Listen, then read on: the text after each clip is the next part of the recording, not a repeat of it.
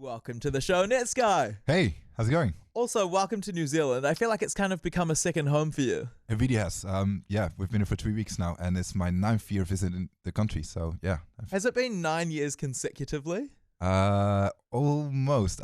Maybe actually, because like most of the times I play a New Year's Eve festival called Rhythm and Vines, so that's kind of like covering 2 years. So I think so. Yeah. True. That's sneaky. I like what you've done there. First of all, I want to say a massive congratulations on all the success that you've had. I Don't Even Know You Anymore. Such an epic song. Thanks so much. I want to go to the beginning of when that song was born. What was the original idea for it? So I mean, like my background as a producer is drum and bass. I'm an electronic music producer, or I have been an electronic producer for about 12, 14 years. And it's just now that I'm starting to get into pop music and like producing like more kind of a wider kind of variety of music, but still trying to add my electronic touch to it. And this song with Bazzi and Lil Wayne, I Don't Even Know You Anymore, is the first kind of step for me to like kind of break out in that genre and really trying to make like big pop songs and trying to have success with that. So yeah. I love it. And in terms of the collab, how did you get Bazzi and Lil Wayne on the track? So Bazzi wrote the original song, and I did like so many different kinds of production on it, trying to like find the right home or the right kind of cover for that song. And it took us quite a long time. He's a perfectionist, you know, as with every very good artist and every like successful artist, you can tell he just has something in his mind and wants it to sound exactly like that. So it was really. It was an interesting kind of collaboration because he really challenged me to make something that he wanted to hear like in his head without like, I mean, it was really fun. We worked on it for a long time, and the end result I'm super happy with. And then with Lil Wayne on top of it, to kind of as a cherry on the cake was just amazing. And in terms of the other versions, because I know that there was a few versions before you came to this one, which we are enjoying and listening to at the moment. Right. What were the other versions of the song like? Well, we're releasing a remix package next week, which contains one of the versions that I've written it for. So Sick. that's a good way to actually release and not throw away that other version. But yeah, the other ones, it went from a tropical house song to like a very pop song to like what we have now, which is that urban kind of melange of both. I love the fact that you can use these different versions of the song, because once upon a time it was like you released the official version of the song and that's all that anybody hears. But Right, now you right. get like remixes of it and different versions and stuff. Well, and speaking about remixes, I managed to get an amazing Kiwi producer on board for that EP as well, Montel. Oh, sick. It was one of my favorite producers, especially over here.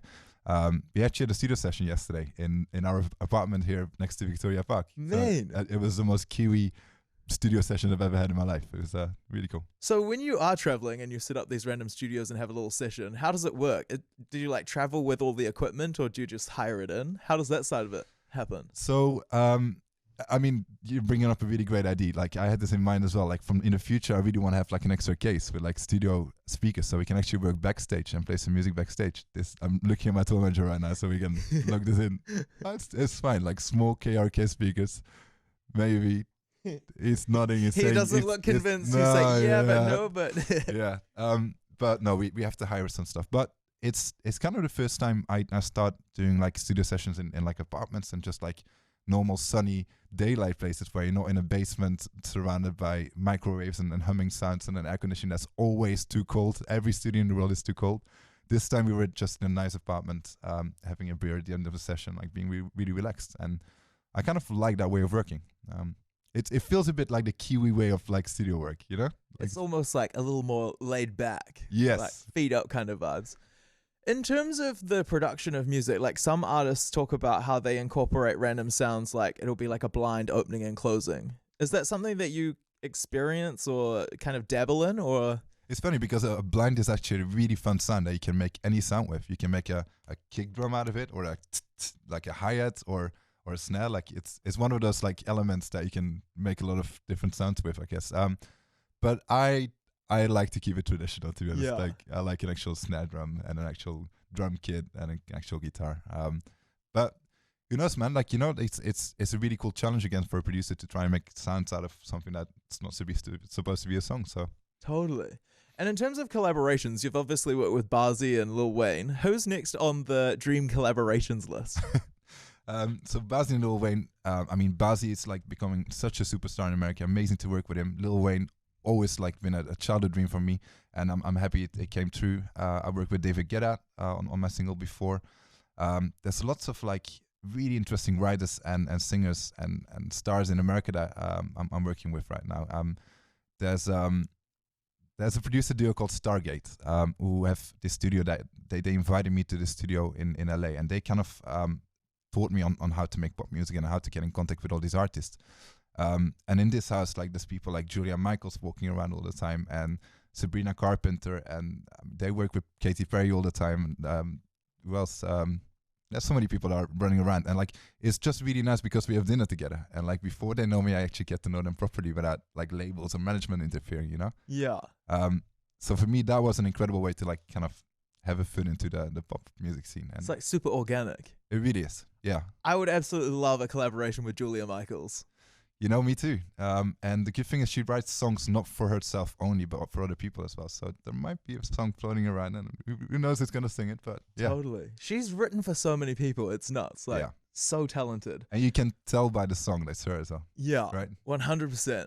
I want to talk to you quickly about the album, Palm Trees and Power Lines. Right. So it's like a double album situation. So it's the Palm Trees side that's going to be more pop, and then the club side is going to be the Power Lines. Is that right? Yeah, exactly. That's basically it. It's going to be one of those like horrible plastic cases with a plastic in the middle that breaks off the second you open it. Yeah. You know? I know the exact thing you mean.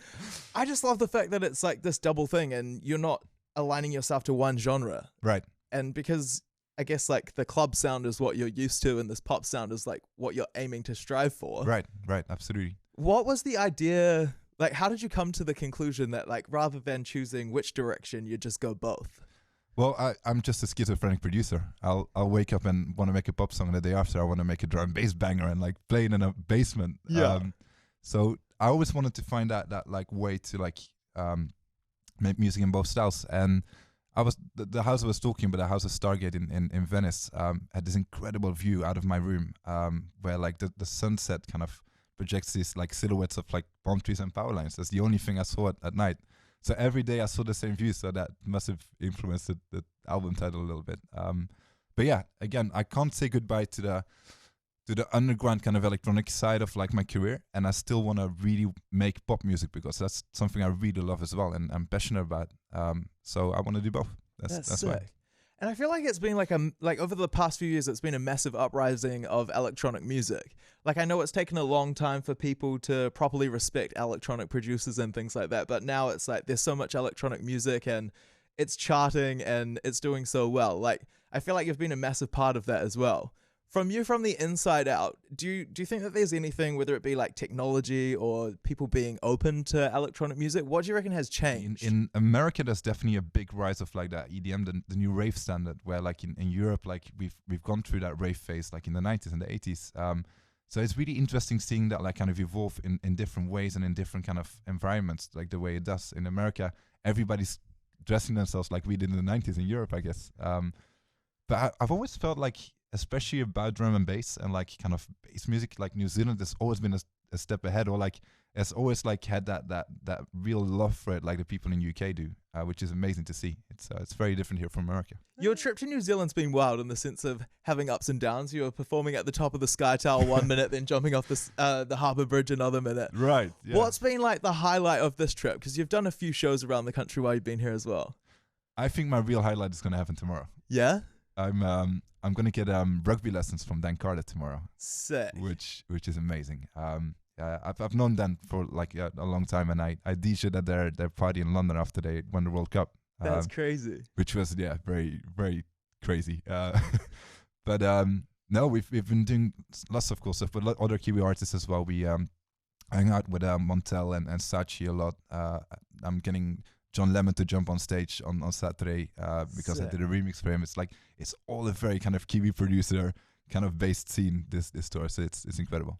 Who do we need to talk to about getting you citizenship? It feels like you're just embracing New Zealand and New Zealand culture so much.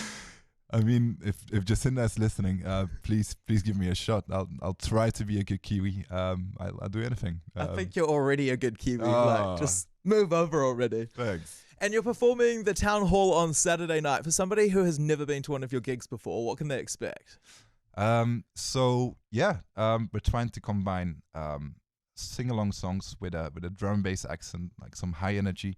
a brand new show that I haven't like played anywhere else yet. A brand new production. I'm working with a Kiwi tour manager, Kiwi light designer, who both absolutely killed it on this tour.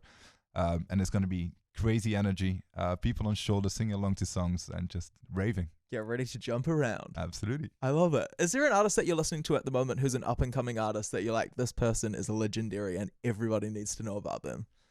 I spent 3 weeks in New Zealand, so the only thing I can think about is New Zealand music, but Benny. Like amazing. Oh, Benny. I heard it like a song for the first time in the car the other day, and I was just blown away. She's going to be a star for sure, I think. Well, fingers crossed there's another collab in there for you. Oh, man. I would love to. Yeah. Again, Benny, if you're listening. Slide into the DMs. Thank you so much for catching up with me, and have a great show on Saturday night. Thanks so much, brother.